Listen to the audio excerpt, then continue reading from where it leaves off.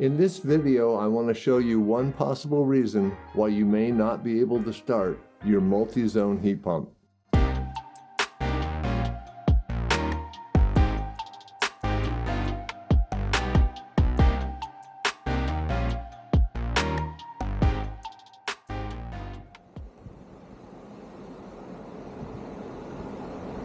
So I had started working on a video talking about my experience installing this dual zone heat pump that I got from HVACDirect, and I had previously given them a 5-star rating, and I got an email the next day saying that they were going to pay me to do a video talking about my experience with HVACDirect.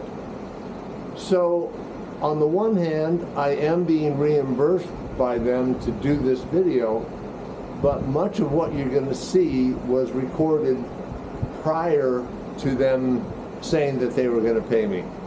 So I'm happy to do this because bottom line is, even with a couple of problems, I'm very happy with the whole transaction.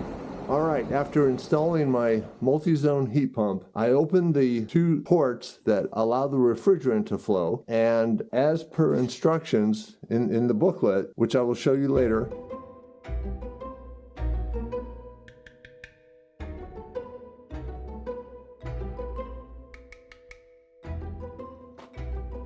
I turned on the unit. In doing so, on the indoor units, I got an error code of PC00 and PC03. Only when I called the company and talked to technical support, and they did a little bit of research, did I find out there are master ports on this unit that, like I said, the book doesn't talk about, and they didn't even seem to know about until they researched it.